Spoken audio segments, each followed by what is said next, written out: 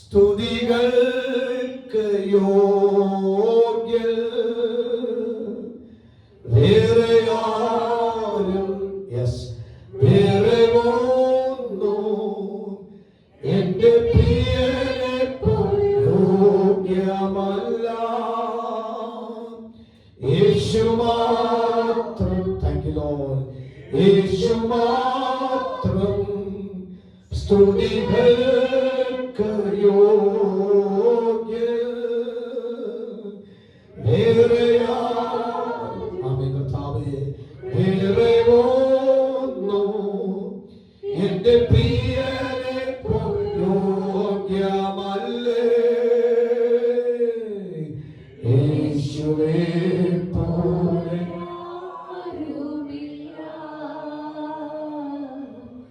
എന്റെ പ്രിയനെ പോലെ യേശുവേ പോലെ ആരുമില്ല. എന്റെ പ്രിയനെ പോലെ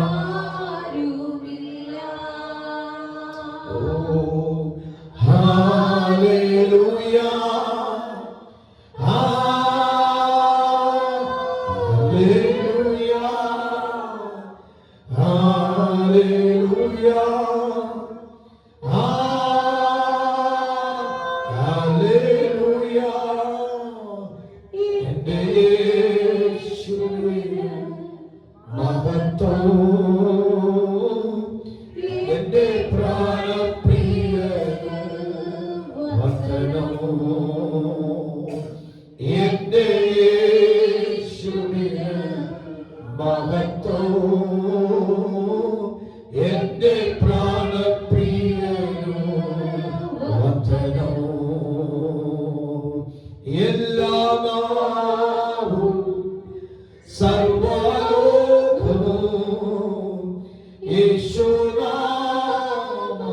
ഉയർത്തിടുമേ. ബഹുമാനവും സ്തുതി സ്തോത്രവും സർവം സ്വീകരിപ്പാൻ എല്ലാ നാവും സർവ്വലോകവും യേശുനാമം ഉയർത്തിടുമേ. ബഹുമാനവും സ്തുതി സ്തോത്രവും സർവം സ്വീകരിപ്പാൻ യേശു യോഗ്യൻ. യേശുവേ പോലെ ആമേൻ. എന്റെ പ്രിയനെ പോലെ പറയാമോ? യേശുവേ പോലെ എന്റെ പ്രിയനെ പോലെ ഹല്ലേലൂയ ഹല്ലേലൂയ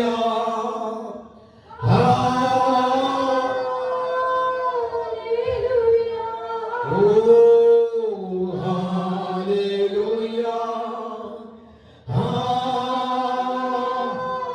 ഹല്ലേലൂയ. എന്റെ യേശുവിന് മഹത്വം, എന്റെ പ്രാണപ്രിയനു വന്ദനം. ചെന്ന് പറയാമോ? എന്റെ യേശുവിനു മഹത്വം, എന്റെ പ്രാണപ്രിയനു വന്ദനം. യേശു മാത്രം, യേശു മാത്രം സ്തുതികൾക്ക് യോഗ്യൻ. വേറെ ആരോ വേറെ താങ്ക് യു വേറെ ഒന്നും എന്റെ പ്രിയനെ യോഗ്യമല്ലേ. യേശു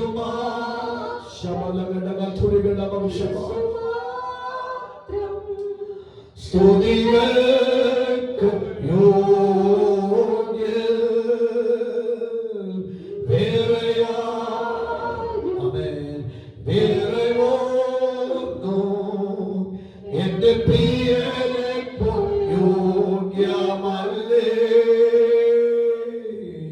യേശുവേ പോലെ ആമേൻ. എന്റെ പ്രിയനെ പോലെ യേശുവേ പോലെ ആമേൻ. എന്റെ പ്രിയനെ പോലെ hallelujah. Thank you Lord.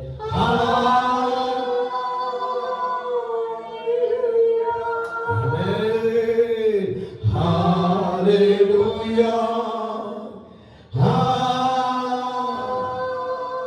Hallelujah.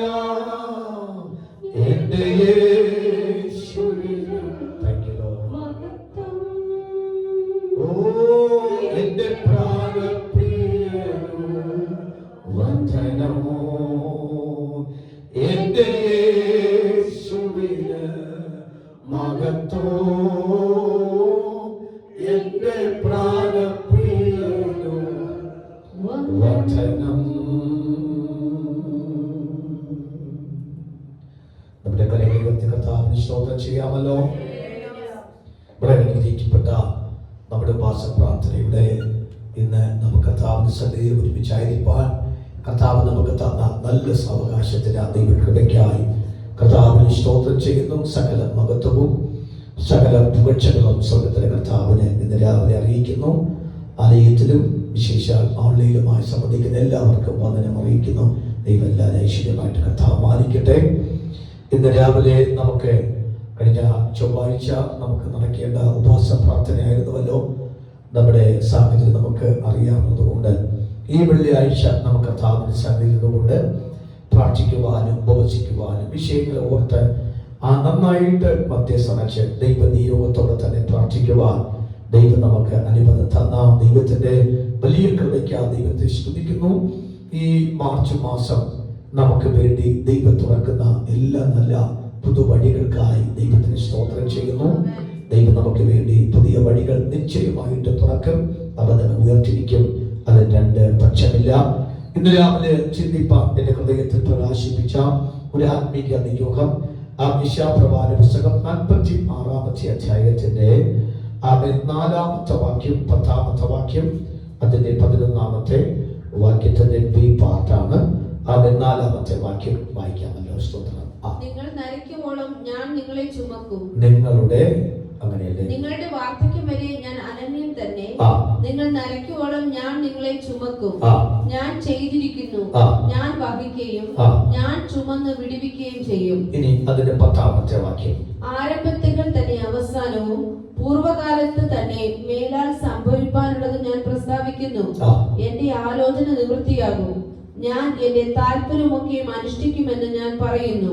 അടുത്ത് അതിന്റെ 11-ാമത്തെ വാക്യം കൂടി. ഞാൻ കിഴക്ക് നിന്ന് ഒരു റാഞ്ചൽ പക്ഷിയെ ദൂരദേശത്ത് നിന്ന് എന്റെ ആലോചനയെ അനുഷ്ഠിക്കുന്ന പുരുഷനെ തന്നെ വിളിക്കുന്നു. ഞാൻ പ്രസ്താവിച്ചിരിക്കുന്നു, ഞാൻ നിവർത്തിക്കും, ഞാൻ നിരൂപിച്ചിരിക്കുന്നു, ഞാൻ അനുഷ്ഠിക്കും. ആമേൻ. ആ ദൂതനെ ഓർത്ത് നമ്മുടെ കരങ്ങൾ ഉയർത്തി കർത്താവിന് സ്തോത്രം ചെയ്യാമല്ലോ. ഇന്ന് രാവിലെ ആ ദൂതന്റെ ശക്തിയേറിയ ഒരു നിയോഗത്തിലേക്ക് നമുക്ക് ഇന്ന് രാവിലെ ദൈവസന്നിധിയിലേക്കാം.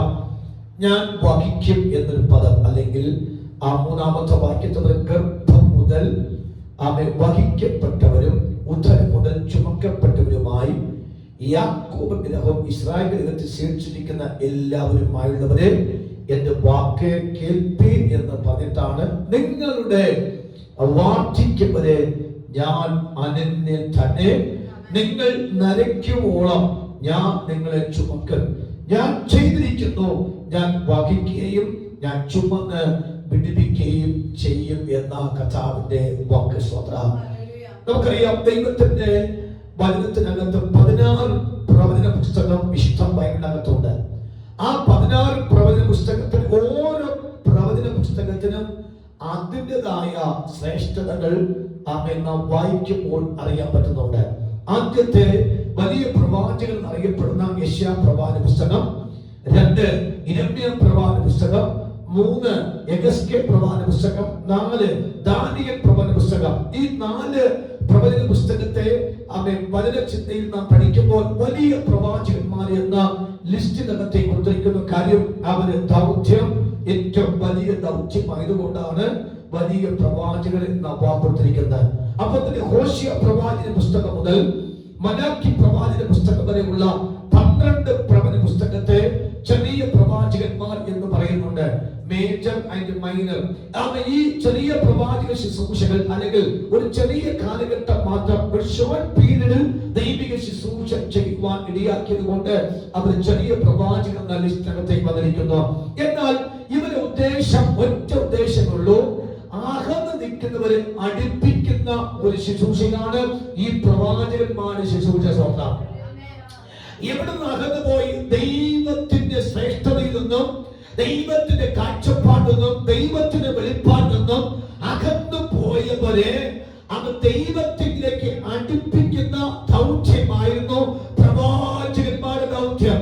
അതിന് എന്താണോ അവർക്ക് ആവശ്യമാണ്, എന്താണോ അവർക്ക് ഇപ്പോൾ വേണ്ടത്, ഇത് മനസ്സിലാക്കി അവർക്ക് അത് കൊടുത്ത് അടുപ്പിക്കുന്ന ശുശ്രൂഷയാണ് പ്രവാചകന്മാരുടെ ശുശ്രൂഷ. അതിനകത്ത് ഏറ്റവും അഗ്രഗണ്യനായിട്ട് ദൈവം ഉപയോഗിച്ച പ്രവാചകനായിരുന്നു യെശയ്യാ പ്രവാചന പുസ്തകം. ഈ പ്രവചന പുസ്തകത്തിന്റെ കണ്ടന്റ് എന്ന് പറയുന്നത്, അതിന്റെ ഏറ്റവും അർത്ഥ വാക്ക് എന്ന് പറയുന്നത് ആശ്വാസമെന്നും സമാധാനമെന്ന വാക്കാണ്. അപ്പോൾ യെശയ്യാവിനെ കൊണ്ട് സമാധാനം പ്രസംഗിപ്പിച്ച കാര്യം, സമാധാനം കിട്ടിയിട്ടെങ്കിലും ഇവർ ദൈവത്തിലേക്ക് അടുത്തു വരട്ടെ എന്ന വാക്കാണ്. ഇത് യിരെമ്യാവിനെ കൊണ്ട് കരയിപ്പിച്ചു കർത്താവ്. ഇവിടെ ആശ്വസിപ്പിച്ചു, രണ്ട് കരയിപ്പിച്ചു.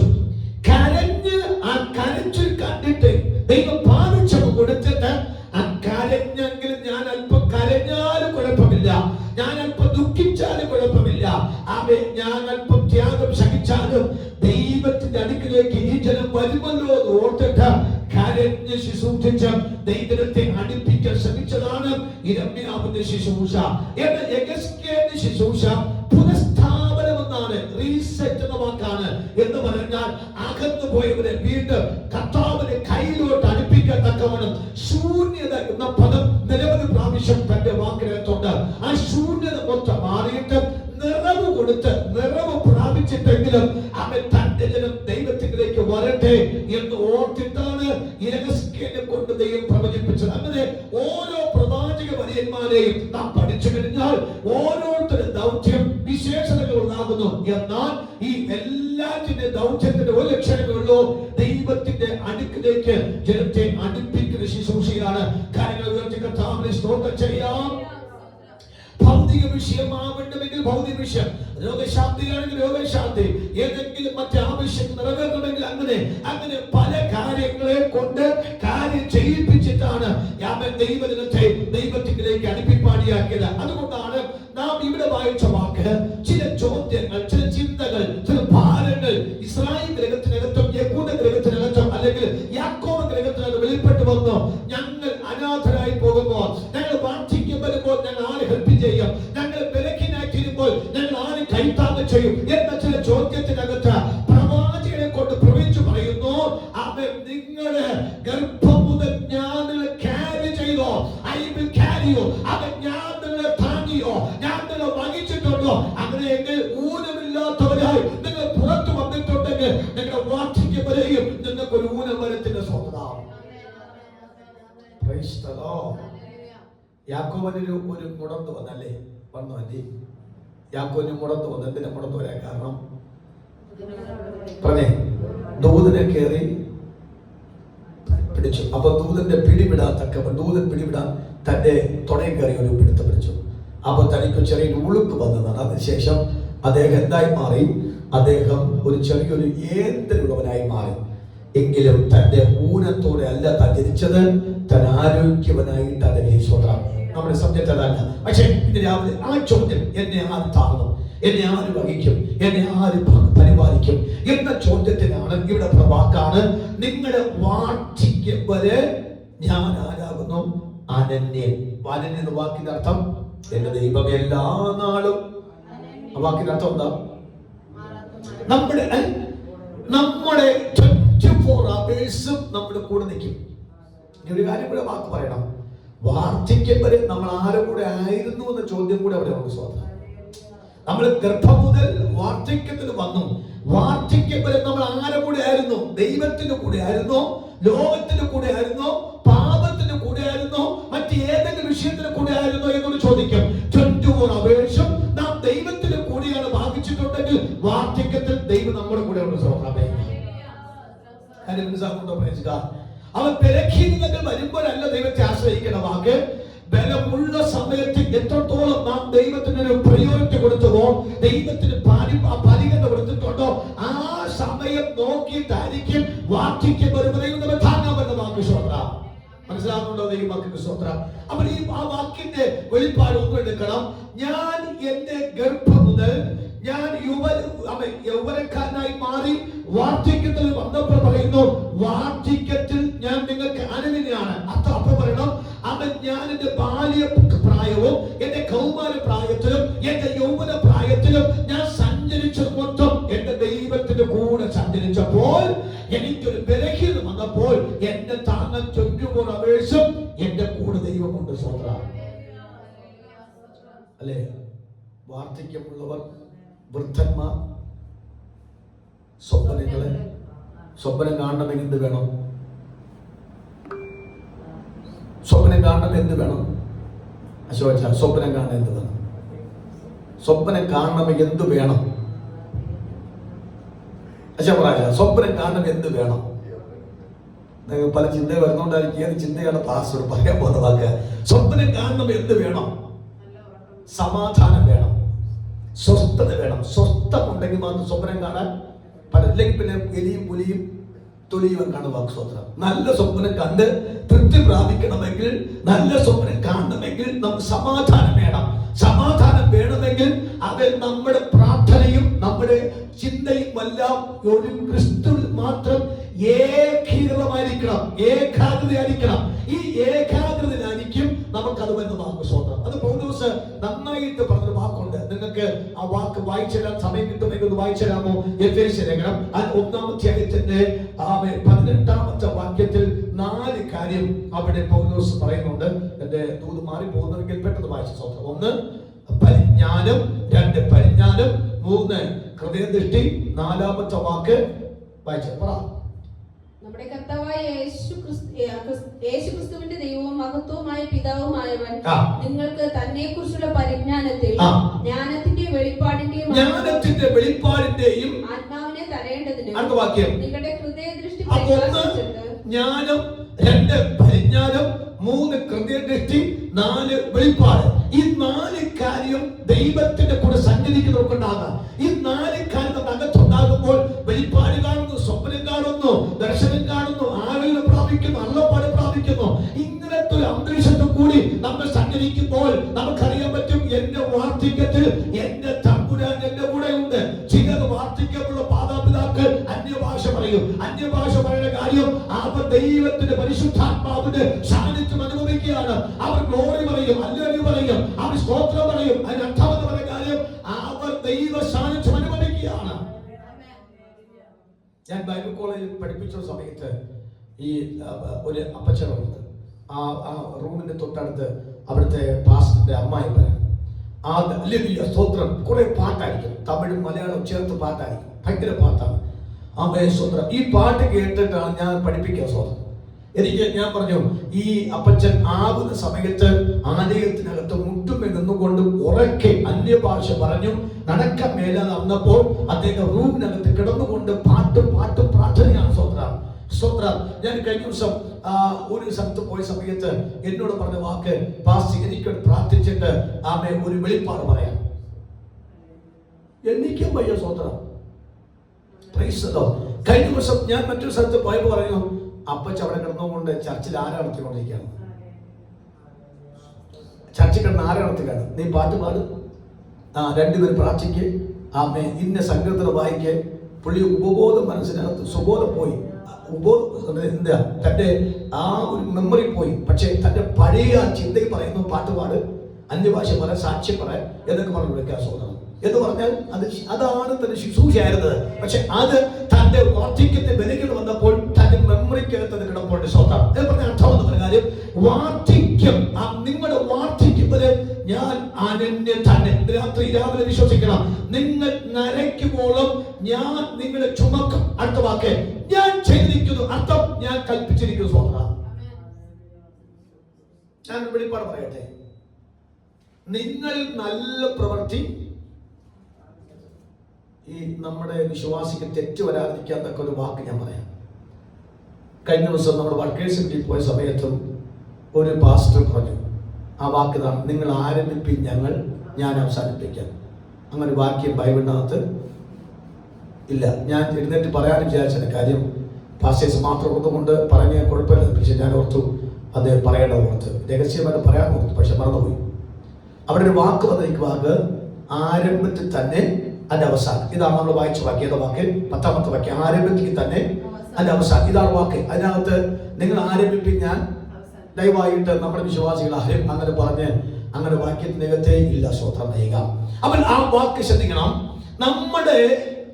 നമ്മുടെ പ്രശ്നം നമ്മുടെ യുവത്വത്തിലോ നമ്മുടെ ബാല്യത്തിലോ നമ്മൾ തികഞ്ഞ ആത്മീയത നിൽക്കുമ്പോൾ അവൻ ചെയ്തിരിക്കുന്ന വാക്ക് എന്താ? ചെയ്തിരിക്കുന്ന വാക്ക് അവൻ കൽപ്പിച്ചിരിക്കുന്നു. ആ വാക്ക് അർത്ഥം എന്ന് പറഞ്ഞാൽ ഈ പുള്ളി വാർദ്ധക്യമാകും, ഈ പുള്ളി ബലഹീനമാകുമ്പോൾ നിങ്ങൾ പോയി സഹായിക്കണം, നിങ്ങൾ പോയി കൈത്താങ്ങ് ചെയ്യണമെന്ന് ദൈവം ഒരു മുന്നമേ ദൈവം അറിയിച്ചിട്ടുണ്ട്. സ്വതന്ത്രം ദൈവം മുന്നേ അറിയിച്ചിട്ടുണ്ട്. അതുകൊണ്ട് ഞാൻ നാട്ടാൽ പറയാം, വാർദ്ധക്യത്തിൽ വന്നവരും വാർദ്ധക്യമാകേണ്ടവരും വാർദ്ധക്യമായി ബന്ധപ്പെട്ട് വരുന്ന വ്യക്തികളോട് പറയാം, വിശ്വസ്തതയിൽ സേവിച്ചിട്ടുണ്ടെങ്കിൽ നമ്മെ ശുശ്രൂഷിപ്പാൻ അവർ ദൂതന്മാരോട് കൽപ്പിച്ചിരിക്കുന്നു. ആ വാക്കിന്റെ അർത്ഥമാണ് ഞാൻ ചെയ്തിരിക്കുന്നു, ഞാൻ കൽപ്പിച്ചിരിക്കുന്നു, ഞാൻ ക്രമീകരിച്ചിരിക്കുന്നു, ഞാൻ കാര്യങ്ങൾ സെറ്റ് ചെയ്തിട്ടുണ്ട്. നിങ്ങൾ അതിനോട് ഡോണ്ട് വറി. നിങ്ങൾ ബലഹീനമാകുമ്പോൾ നിങ്ങൾ ശുശ്രൂഷിക്കാൻ നിങ്ങൾക്ക് ഇല്ലാതെ വരുമ്പോൾ നിങ്ങൾ താങ്ങുവാൻ തക്കവണ്ണം നിങ്ങൾ ദൈവസേന കൊടുത്ത വിധി അനുസരിച്ച് ഞാനത് ചെയ്തിരിക്കുന്നു, ഞാൻ കൽപ്പിച്ചിരിക്കുന്നു, ഞാനത് പറഞ്ഞിട്ടുണ്ട്. നിങ്ങൾക്ക് എന്ത് വേണമെന്നുള്ള കാര്യം നിങ്ങൾക്ക് ചെയ്തു അതിന് സമയം ചെയ്യാൻ തക്കവണ്ണം ദൈവത്തിന്റെ വ്യക്തികളെ ദൈവമാക്കി വെച്ചിരിക്കുന്നു. കാര്യം മനസ്സിലാകുന്നുണ്ടോ? അപ്പൊ ഇത് ഒന്നുകൂടി ആവർത്തിക്കാം. നമ്മുടെ ക്ഷീണ അവസ്ഥയിൽ നമ്മെ താങ്ങാൻ തക്കവണ്ണം യുവത്വത്തിൽ നാം ദൈവത്തിന് കൊടുത്ത ആരാധനയും ബഹുമാനവും സ്തുതിയും അനുസരിച്ച് നമ്മൾ ബലഹീനമാകുമ്പോൾ നമ്മെ താങ്ങാൻ തക്കവണ്ണം ആൾക്കാരെ ദൈവം പണ്ടേ അപ്പോയിന്റ്മെന്റ് ചെയ്തിരിക്കുന്നു. അത് ചിലപ്പോൾ നമ്മുടെ മക്കളായിരിക്കണമെന്നില്ല, അത് നമ്മുടെ നാട്ടുകാരോ ചാച്ചക്കാരോ പാസ്റ്റേഴ്സ് വിശ്വാസി ആയിരിക്കണമെന്നില്ല. നാം പോലും അറിയാത്ത ചില വ്യക്തികളെ ദൈവം നമുക്ക് വേണ്ടി പണ്ടേ ദൈവം അപ്പോയിന്റ്മെന്റ് ചെയ്ത്, അത് മറക്കരുത് ഒരു കാരണവശാലും. കാര്യം മനസ്സിലാവുന്ന സ്വന്തം ചെയ്യാമോ? ഇത് ദൈവ നിയോഗമാണ്. അപ്പോൾ ആ വാക്ക് ഞാൻ ചെയ്തിരിക്കുന്നു, ഞാൻ വഹിക്കുകയും ഞാൻ ചുമന്ന് വിടുവിക്കുകയും ചെയ്യും. ഞാൻ പറഞ്ഞാട്ടെ, ഈ നമ്മെ ചുമക്കാൻ നമ്മുടെ കർത്താവ് കൊണ്ടൊരു വാക്ക് പറഞ്ഞാൽ അന്യഭാഷയുടെ ആക്കം കൂടണ്ടേ? കൂടണോണ്ടേ? ബിഗ്മേരിയാൻ്റെ ആക്കം കൂടുന്നില്ല. ചുമക്കാൻ മോളുണ്ടെന്നാണ് അവൾ പറഞ്ഞു പോകും. സ്വത്രം ദൈവ. അതുകൊണ്ട് ദൈവം അവർക്ക് വഴി തുറക്കും. അതുകൊണ്ട് ഇപ്പൊ കർത്താവ് താങ്ങലുണ്ട്, ദൈവം നമ്മെ കർത്താവ് താങ്ങലുണ്ട്, അല്ലേ? കൊച്ചുമോൾ ആന്റി സ്വത്രം ചായ കുടിച്ചൊക്കെ ഇരിക്കാൻ സ്വത്രം. 2 മക്കളുണ്ട്, അവര് പറഞ്ഞുപോയി, ആന്റി ഇപ്പൊ വീടിനകത്ത് ചായ കുടിച്ച് കാപ്പി കുടിച്ചോണ്ടിരിക്കാൻ സ്വത്ര എന്ന് പറഞ്ഞ അർത്ഥം കാര്യം. ഷീന ആന്റി 2 മക്കളും പറഞ്ഞുപോയി. അതിപ്പോ ഷീന ആന്റി ഇവാചാനുമായിട്ടൊക്കെ സ്വന്തം കറക്കുവാണെന്നൊക്കെയാണ് അറിയുന്നത് സ്വത്രം. അപ്പൊ ഞാൻ പറഞ്ഞ അർത്ഥം അവര് പറഞ്ഞു പോകും. അപ്പൊ അവരുടേതായ മേഖലയ്ക്ക് പോകുമ്പോൾ അന്നും പറഞ്ഞു പോകാത്ത ദൈവം നമ്മുടെ കൂടെ ഉണ്ടെന്നാണ് മറക്കരുത്. അവൻ നമ്മുടെ കൂടെ ദൈവമുണ്ട്. അതോട് ഞാൻ വഹിക്കും, ഞാൻ ചുമക്കും എന്ന പദം അവിടെ പറഞ്ഞിട്ടുണ്ടെങ്കിൽ അതങ്ങനെ തന്നെ എന്നെ ചുമക്കാൻ, എന്നെ താങ്ങാൻ, എന്നെ വിടുവിപ്പാൻ തക്കവണ്ണം ദൈവം ചില വ്യക്തികളോട് കൽപ്പിച്ചിട്ടുണ്ട്. അവൻ പുസ്തകം 91 സംഖ്യത്തിൽ വാക്കാവുന്നു, അവൻ തന്നെ നിങ്ങളെ കാപ്പാൻ ദൂതന്മാരോട് കൽപ്പിച്ചിരിക്കുന്നു. കരമടിച്ച് നമ്മൾ പറയാമോ ഈ ഭാഷ പ്രാർത്ഥനയിൽ ദൈവാത്മാവൻ നമ്മുടെ ചില ചോദ്യങ്ങൾക്കോ നമ്മുടെ പ്രാർത്ഥന വിഷയങ്ങൾ പറയുന്നതിലേക്ക് എന്റെ വാക്യങ്ങളുടെ കാലത്തോളം അവൻ ദൈവം ബലഹീനമാകുമ്പോൾ ഭാരം അനുഭവിക്കുമ്പോൾ അവൻ ആ സമയത്തിന് താങ്ങാനും എന്റെ കൈത്താങ്ങ് ചെയ്യാത്തവണ്ണം ദൈവം പണ്ട് എനിക്ക് വേണ്ടി ചില വ്യക്തികളെ ആക്കി വെച്ചിട്ടുണ്ട്. അവൻ കൽപ്പിച്ചിരിക്കുന്നു, ഞാൻ ബലഹീനമാകുമ്പോൾ ഭാരം അനുഭവിക്കുമ്പോൾ ദൈവം അവരെ കൊണ്ട് ചുമക്കാനും അവരെ കൊണ്ട് താങ്ങുവാനും തക്കവണ്ണം ദൈവം കാര്യങ്ങൾ ചെയ്യാം.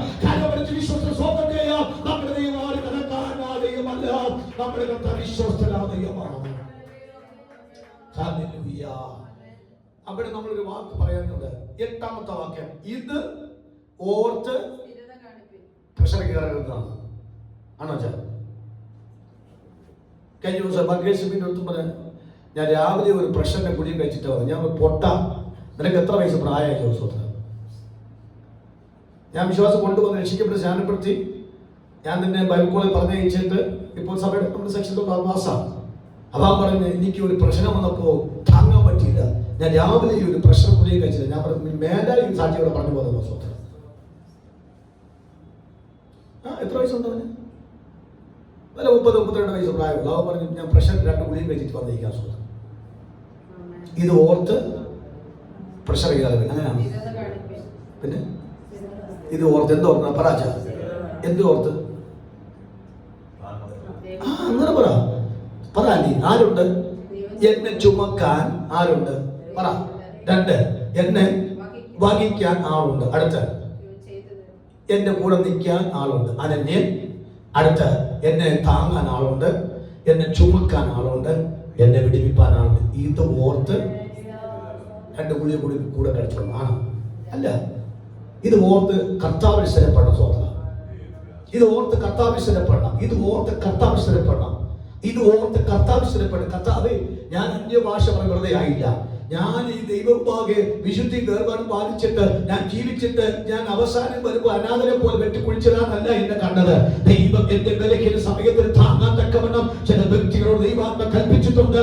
ഇത് ഞാൻ ഓർത്ത് ഞാൻ സ്ഥിരപ്പെടുകയാണ്. കാലമുദയത്തെ സ്തോത്രം പറയാം. ദൈവം അനാഥരാക്കി വിടത്തില്ല, ദൈവം ശൂന്യമാക്കി വിടത്തില്ല, ദൈവം ആളുകളില്ല വിടത്തില്ല. ദൈവം ആ സമയത്ത് നാം കൊടുത്ത വില അനുസരിച്ച് ദൈവം നമ്മെ ഉയർത്തി മാനിക്കുമെങ്കിൽ ഈ മാസം നോക്കാൻ പറയാം. എന്നെ താങ്ങ, എന്നെ കരുതാൻ, എന്നെ ഉയർത്താൻ, എന്നെ മാനിക്കാൻ ദൈവം വ്യക്തികളെ ആക്കി വെച്ചിട്ടുണ്ട്. ദൈവം അവരെ കൊണ്ട് അവൻ നമുക്ക് വേണ്ട ആശ്വാസങ്ങളും സമാധാനവും അയക്കും. നമ്മുടെ വിശ്വാസീയമാണ് സ്വതന്ത്ര. ഇത് ഓർത്ത് ഞാൻ ഇതൊരിക്കൽ പ്രസംഗിക്കാം. ഇത് ഓർത്ത് സ്ഥിരപ്പെടും. എന്ത് ഓർക്കണമെന്ന് ഞാൻ പിന്നെ ഒരു ദിവസം പറഞ്ഞത്. ഇത് ഓർത്ത് സ്ഥിരപ്പെടണം. ഇത് സ്ഥിരപ്പെട്ട് കഴിഞ്ഞാൽ നമ്മുടെ അന്യഭാഷയുടെ ശക്തി കൂടും, ആലയത്തിൽ വരേണ്ട സ്പീഡ് കൂടും, പിന്നെ നമ്മുടെ ഉപവാസത്തിന് ശക്തി കൂടും, ദൈവത്തോട് നല്ല മനസ്സാ ശക്തി കൂടും. എന്റെ ദൈവം ആരെയും വഴിയിട്ട് കൈവിടുന്ന ദൈവമല്ല. അവന്റെ കയ്യിൽ എപ്പോഴും വീഞ്ഞുമുണ്ട്, എണ്ണയുണ്ട്. ആരെ കയ്യില? ഭർത്താവിന്റെ കയ്യിൽ എണ്ണയും വീഞ്ഞുമുണ്ട്. എണ്ണ വീഞ്ഞുള്ളവനാണ് എന്നെ താങ്ങാൻ വരുന്നത്. എന്നെ കൊണ്ട് സത്രത്തിലാക്കിയിട്ട് കാശി കൊടുത്തിട്ട് എന്നെ വിടാനാണ് ആക്കി വെച്ചിരിക്കുന്നത്. അതുകൊണ്ട് നമ്മെ അനാഥരാക്കിയിട്ട് നീ അവിടെ കിടന്ന് ചത്തോ എന്ന് പറഞ്ഞു വിടുന്ന ദൈവമല്ല. നമ്മെ കൊണ്ട് നല്ല ഇടത്ത് കൊണ്ടാക്കി വെച്ച് നമുക്ക് ഇവിടെ സകല കരുതലുകൾ ചെയ്തിട്ട് പോകുന്ന ഒരു ദൈവത്തെയാണ് ഞാൻ ഇന്ന് രാവിലെ പ്രസംഗിക്കുന്നത്. എനിക്ക് വളരെ സന്തോഷത്തോടെ ഇതുകൊണ്ട് പ്രസംഗിക്കാൻ യോഗം ഓർത്ത് ഞാൻ ദൈവത്തെ സ്തോത്രം. നമ്മുടെ ദൈവം വിശ്വസ്തനാണ്. അടുത്ത വാക്ക്, ആരംഭത്തിൽ തന്നെ ഇത് ഓർത്ത് സ്തോത്രം ചെയ്യാം. പ്രശ്നം കയറിയത് സ്വോത്രം ചെയ്യുക. അച്ഛൻ പ്രസംഗത്തിൽ സ്വോത്രം ചെയ്യുക. ആരംഭത്തിൽ തന്നെ സത്യം പറഞ്ഞു. നിങ്ങൾ പറ, ഈ വാക്യം നിങ്ങൾ വിശ്വസിക്കുന്നുണ്ടോ? വിശ്വസിക്കുന്നില്ലല്ലേ? അത് ബൈബിളിൽ കിടക്കണം. എനിക്കെന്തോ കാര്യം അതുമായിട്ട് ബന്ധം എനിക്കെന്തോ. ഇത് വിശ്വസിക്കണം. പറ ആന്റി, ആരംഭത്തിൽ തന്നെ വിശ്വസിക്കുന്നുണ്ടോ? വാക്യം വിശ്വസിക്കുന്നോ? ഞാന് അമ്മയുടെ ഉദരത്തിനകത്ത് ഉരുവാകുന്നതിന് മുമ്പിൽ തന്നെ എന്റെ അവസാനത്തെ മൊത്തം അച്ഛ കർത്താവ് ആക്കി വെച്ചിട്ടുണ്ട്. എന്തിനാ ചുമ്മാ പ്രശ്നം സ്വോത്രം വയ്ക്കാം? എന്റെ ആരംഭം എനിക്കറിയത്തില്ല. അറിയാമോ? എന്റെ ആരംഭം എനിക്കറിയത്തില്ല. എന്റെ ആരംഭം ദൈവത്തിന് അറിയത്തുള്ളൂ. എന്റെ അവസാനം എനിക്കറിയത്തില്ല. അത് ദൈവത്തിന് അറിയത്തുള്ളൂ. അപ്പൊ പിന്നെ എനിക്ക് എന്ത് വേണം എന്ത് വേണ്ട എന്നതിനെ കുറിച്ച് ദൈവത്തിനല്ലേ അതിന് ഏറ്റവും വലിയ കാര്യം.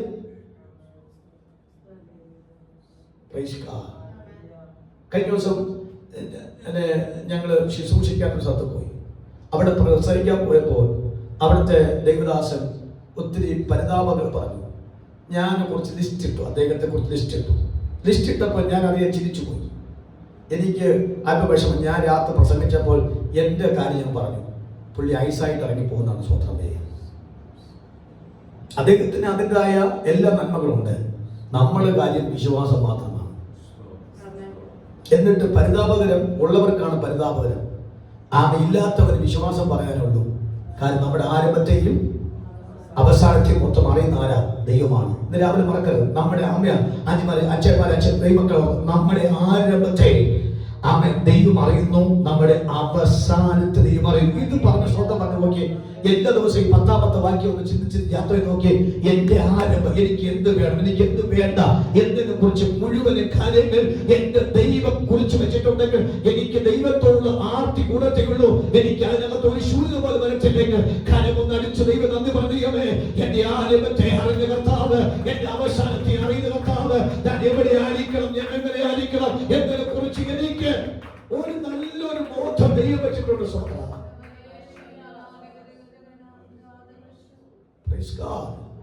യേശുക്രിസ്തുവിന്റെ വീടുണ്ടായിരുന്നോ? ഉണ്ടായിരുന്നു. യേശുക്രിസ്തുവിന് 3 നേരം ആഹാരം കൊടുക്കാൻ ആളുണ്ടായിരുന്നു. വസ്ത്രം മേടിച്ചു കൊടുക്കാൻ തക്കവണ്ണം ആരുണ്ടായിരുന്നു? പറ. ശരി, കർത്താവിന്റെ ചെപ്പൽ പൊട്ടിയിരിക്കുന്ന ഒരു ചപ്പൽ കിടക്കട്ടെ എന്ന് പറഞ്ഞ് ചെപ്പൽ മേടിച്ചു കൊടുത്തു. എണ്ണയും നന്മകളും എല്ലാം കൊടുത്തു. എന്തെങ്കിലും പറ. യേശുക്രിസ്തുവിനെ കുറിച്ച് പുസ്തകം അരിച്ചു പറഞ്ഞു കഴിഞ്ഞാൽ യേശുക്രിസ്തുവിനെ സ്ഥിരമായിട്ട് ആരും ഒരു ഹെൽപ്പ് ചെയ്തിട്ടില്ല. സ്തോത്രം. അതിന് വരെ കിട്ടി കുറെ ആക്ഷേപവും അപരാധവും തുപ്പലും എറിയലും തള്ളിയിടലും ഒക്കെ ഇഷ്ടം പോലെ കിട്ടി. നിങ്ങൾ ബാക്കി പറ. അവന്റെ അവസാനം എന്തായിരുന്നു? കഥാവിന്റെ അവസാനം എന്തായിരുന്നു?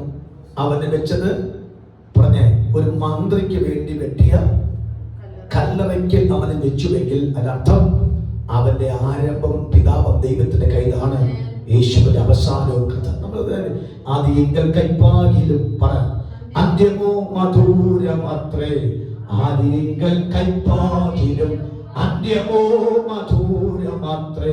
പരപരമേശ വരമരുളീശ നീ അത്രേ ലക്ഷ്യസ്ഥാൻ. പറഞ്ഞോ ആമേ. പരപരമേശ വരമരുളീശ നീ അത്രേ.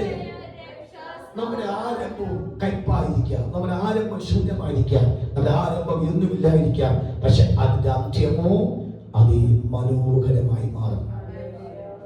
ഈ ഞങ്ങളുടെ കൂടെ കഴിഞ്ഞ സമയങ്ങളിൽ പഴയ ചർച്ചിനകത്ത് ഒരു ആഴ്ച ഉണ്ടായിരുന്നു. ഒരാഴ്ച ഒരു കാരണമില്ലാതെ ഞാൻ എപ്പോഴും ഓർക്കാറുണ്ട്. ഒരാഴ്ച എന്തിന് ഇറങ്ങിപ്പോകുന്നത് എപ്പോഴും ഓർക്കാറുണ്ട്. ഞങ്ങളുമായിട്ട് വിഷയത്തിലല്ലായിരുന്നു. അപ്പോൾ പുള്ളി മറ്റൊരു ചർച്ചിൽ പോയപ്പോൾ പുള്ളി മരിച്ചുപോയി. മരിച്ചപ്പോൾ എന്നെ വിളിച്ച് പറഞ്ഞു, പാസ്റ്റർ രാഴ്ച മരിച്ചുപോയി, അറ്റാക്കാണ്. ഞാൻ ചാടിക്കയറി ഓടി അവിടെ പോയപ്പോൾ രാഴ്ചന്റെ ബന്ധുക്കൾ മൊത്തം അർത്ഥമക്കാരാണ്. അപ്പോൾ രാഴ്ച സ്തോത്രം ഞങ്ങളുടെ കൂടെ വരുന്നുവെന്നാണ് അവർക്ക് എല്ലാവർക്കും അറിയാവുന്നത്. കാര്യം ആ ബന്ധുക്കൾക്കെല്ലാം എന്നെ അറിയാവും. ഞാൻ വീടുകളിലെല്ലാം പോയിട്ടുണ്ട്. അവർക്ക് എന്നോട് ഭയങ്കര കാര്യമാണ്. അപ്പൊ അതുകൊണ്ട് അവരെല്ലാം ഓടി വന്ന് പാസ്റ്റർ ഇനി എന്താ അതിന്റെ അടുത്ത സെക്കൻഡ് നടപടി? ഇപ്പൊ ഞാൻ പറഞ്ഞു, രാഴ്ച ഞങ്ങളുടെ കൂടെ ആരാധിക്ക് കൂടി 2 വർഷമായി. അദ്ദേഹം ഇപ്പൊ ഈ ചർച്ചിലാണ് പൊക്കോട്ടിരിക്കുന്നത് പറഞ്ഞു. അപ്പോൾ ആ ചർച്ചിൽ അടക്കാൻ തക്കവണ്ണം അദ്ദേഹത്തിന്റെ വൈഫിന് താല്പര്യമില്ല. എന്തോ മാനസിക സംഘർഷമായിട്ടുണ്ടായി. അപ്പോൾ എന്നോട് പറഞ്ഞ വാക്കാകുന്നു, എങ്കിൽ പിന്നെ പാസ്റ്റർ ടെൻഷൻ അടിക്കണ്ട, ഞങ്ങൾക്ക് കുടുംബ കല്ലറ അവിടെ ഉണ്ട്, ഞങ്ങൾ രാജുവിനെ അവിടെ കൊണ്ടുപോകാം. എനിക്കത് ഭയങ്കര സങ്കടമായി. ഞാൻ പറഞ്ഞു, അദ്ദേഹം അതൊക്കെ വിട്ടിട്ട് കർത്താവിനെ മാത്രം സ്വീകരിച്ചു വന്നിട്ടുണ്ടെങ്കിൽ ഞാൻ അദ്ദേഹത്തിന്റെ ശുശ്രൂഷ മൊത്തം ഞാൻ ചെയ്തുള്ള. ഈ ഗ്രേസ് മിനി ഹോൾ എടുത്ത് AC ഇട്ട് അദ്ദേഹത്തിന് ഏറ്റവും തേക്കിന്റെ തടിയുള്ള പെട്ടി, സൂപ്പർ പെട്ടി, ഭയങ്കര ഹാരമല്ല എന്തോ റോസപ്പൂ എന്തൊക്കെ ഇട്ട് ഭയങ്കര സെറ്റപ്പ്, ഫുഡും അതും ചവറെല്ലാം ക്രമീകരിച്ച് ഏറ്റവും മനോഹരമായ ഒരു അന്ത്യയാത്ര ചെയ്തപ്പോൾ ഈ അവിടെ നിന്ന് വന്ന് ബന്ധുക്കളിൽ ഇന്ന് കെട്ടിപ്പിടിച്ചിട്ട് പറഞ്ഞു, പാസ്റ്റർ രാജുവിന് കൊടുക്കേണ്ടത് വെച്ച് ഏറ്റവും ശ്രേഷ്ഠമായ യാത്രയിലാണ് പാസ്റ്റർ കൊടുത്ത സ്വന്തം. നന്ദിയുണ്ട് പാസ്റ്റർ എന്ന് പറഞ്ഞു.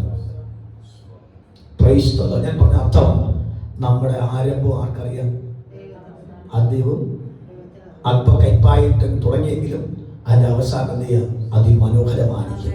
ഞാൻ രാവിലെ പറഞ്ഞതിന്റെ അർത്ഥം കാര്യം, ആരംഭത്തിൽ തന്നെ അതിന്റെ അവസാനവും പൂർവ്വകാലത്തിന്റെ മേലാ സംഭവിക്കേണ്ട കാര്യമല്ല നമുക്കറിയാം, ദൈവത്തിനറിയാം. എന്റെ ആരും നിവർച്ചയാക്കും, ഞാൻ എന്റെ താല്പര്യമൊക്കെ അനുഷ്ഠിക്കും എന്ന് യഹോവ പറയുന്ന വാക്കാണ്. ഇനി അവന്റെ അവസാനം ഞാൻ നിവർത്തിക്കും, ഞാൻ നിരൂപിച്ചിരിക്കുന്നു, ഞാൻ അനുഷ്ഠിക്കും. 3 കാര്യം, ഞാൻ നിവർത്തിക്കും, ഞാൻ നിരൂപിച്ചിരിക്കുന്നു, ഞാൻ അനുഷ്ഠിക്കും. ഞാൻ ഒരു കാര്യം പറയാം, നമ്മെ കുറിച്ച് ദൈവം ഓർത്തിരിക്കുന്നു, നമ്മെ ദൈവം ഓർത്തിരിക്കുന്നു, നമ്മുടെ കുടുംബത്തെ ദൈവം ഓർത്തിരിക്കുന്നു, നമ്മുടെ കുഞ്ഞുങ്ങളെ കർത്താവ് ഓർത്തിരിക്കുന്നു. ഞാൻ ഓർത്ത കാര്യം ഞാനത് അനുഷ്ഠിക്കും. ഞാനൊരു കാര്യം നിർത്താം. നമ്മളെപ്പോഴും എന്തായിരിക്കണം? ക്രിസ്തുവിലുള്ള ഏകാഗ്രതയായിരിക്കണം മറ്റെല്ലാത്തിനേക്കാളും. വേറെ ആരിലും നമ്മൾ ഏകാഗ്രത കാണിക്കരുത്. മക്കളിലോ സഭയ്ക്കകത്തോ ബന്ധുക്കളിലോ ഒന്നും ഏകാഗ്രത കാണിക്കരുത്. നമ്മൾ ഏകാഗ്രത കാണിക്കേണ്ട ഒരുവൻ മാത്രമായിരിക്കണം, ചോര തന്ന് വിലയ്ക്ക് വാങ്ങിയ ക്രിസ്തുവിൽ നമ്മുടെ ഏകാഗ്രത ഉണ്ടെങ്കിൽ നമ്മുടെ ആരംഭം ദൈവത്തിനറിയാം, നമ്മുടെ അവസാനം ദൈവത്തിനറിയാം. എന്ത് തിന്നണം, എന്ത് തിന്നണ്ട, എന്ത് ഉടുക്കണം, എന്ത് ഉടുക്കണ്ട, എവിടെ ഇരിക്കണം, എവിടെ ഇരിക്കണ്ട, എവിടെ കിടക്കണം, എവിടെ കിടക്കണ്ട എന്നതിനെ കുറിച്ച് കറക്റ്റ് അവലോകനം പരിശുദ്ധാത്മ തരുന്നതെങ്കിൽ നമ്മുടെ എല്ലാ കാര്യത്തെയും നന്നായി ചെയ്യാൻ പ്രാപ്തിയുള്ള ഒരു മഹാദൈവം നമുക്കുണ്ട്. എല്ലാം കണ്ണുമടച്ച് നമുക്ക് പറയാം, കർത്താവേ എന്റെ ജീവിതത്തിനകത്ത് പുഷ്ടിയോടെ ബലത്തോടെ ഇത് ഓർത്ത് സ്ഥിരപ്പെട്ട് ഞാൻ ദൈവസന്നിധി വർദ്ധനവ് പ്രാപിച്ചു പ്രാർത്ഥിച്ചു ഉപവസിച്ചു ആരാധിച്ചു അന്യഭാഷ പറഞ്ഞും ആത്മീക വർദ്ധനവ് പ്രാപിച്ചുകൊണ്ട് എല്ലാറ്റിനും ഉപരിയായ ദൈവത്തോട് നല്ല സാക്ഷികൾ എന്റെ ആ വാർദ്ധക്യം എന്റെ ആത്മീയ നിലവാരം ശേഷിച്ച കാലങ്ങൾ ചിലവിടത്തക്കവണ്ണം എന്റെ ഒരു പ്രത്യേക വെളിപ്പാട് രംഗത്തെ മറ്റെല്ലാം മറന്നേക്കോ, മറ്റു ലോകത്തിന്റെ കാര്യമെല്ലാം മറക്കാം, ലോകത്തിലെ എല്ലാ ചിന്തകളും മറക്കാം, ലോകത്തെല്ലാം ഭാരം നമുക്ക് മറക്കാം. എനിക്കറിയാം നമ്മെ വാർദ്ധക്യത്തിൽ അവസാന ഘട്ടത്തിൽ നിസ്സാരന്മാരായിട്ടോ നിസ്സാരമതികളായിട്ടോ അല്ല കാണുന്നത്, ഏറ്റവും ശ്രേഷ്ഠന്മാരാക്കി ഉയർത്തും. അവിടെ നമ്മൾ അനുഭവിച്ച കഷ്ടപ്പാടുകൾക്കെല്ലാം തക്കതായ മറുപടികൾ നാം അനുഭവിച്ചുകൊണ്ട് മാത്രമേ കർമ്മദൈവത്തെ സമ്മതിക്കുകയുള്ളൂ. അതുവരെ നമുക്ക് എങ്ങനെ സകല കാര്യത്തെയും ദൈവാതൊരു സമയം ക്രമീകരിച്ച് മാനിക്കുമെങ്കിൽ കരമടിച്ച് ആത്മാവ് സ്വന്തം ചെയ്യാം. നമ്മുടെ വിശ്വസ്തീയമാണ്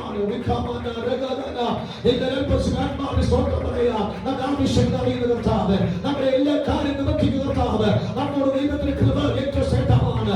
ഹല്ലേലൂയ ഹല്ലേലൂയ ഉദാമന ഹസ്കരാധന എല്ലാ ഭാരം മാറട്ടെ, എല്ലാ നെരുക്കം മാറട്ടെ, എല്ലാ ശുദ്ധം മാറട്ടെ. Amen hallelujah. ആരു സഹായിക്കും, ആരു സംരക്ഷിക്കും എന്നുള്ള ഭീതി എനിക്കില്ല.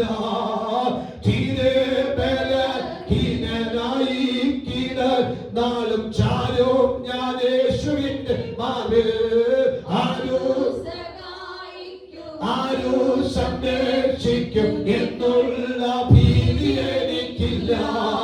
തീരെ ബലഹീനനായി കിടന്നാലും ചാരും ഞാൻ യേശുവിന്റെ മാറിൽ. ഏറ്റവും സഹായമാ അത്ഭുതമാ ഭീതം തൊട്ടു സുഖപ്പെടുത്തും. എന്താണെന്നോ എനിക്കെന്താണെന്നോ യേശുവിൻ ചിന്താതീതം അതു മനോഹരം എന്തു സന്തോഷമാ പുതു ജീവിതം.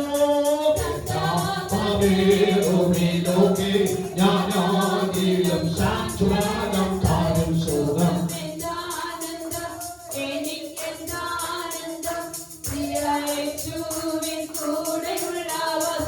ഓ ക്രിസ്തീയ ജീവിതമാതാ കണ്ടവർ ക്രിസ്ത്യനെ വിട്ടു.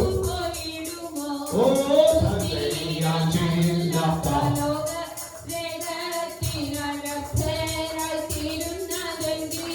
ഓ ക്രിസ്തീയ ജീവിതമാതാ കണ്ടവർ ക്രിസ്ത്യനെ വിട്ടു.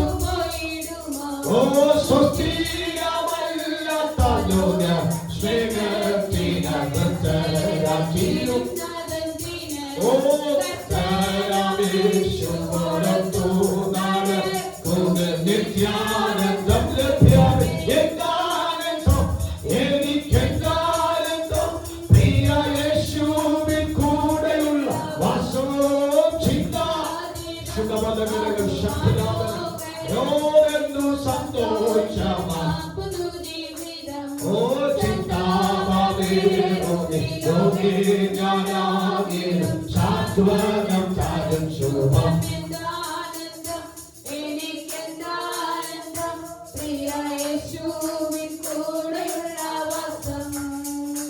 എല്ലാ കണ്ണുകളും അടയ്ക്കാം.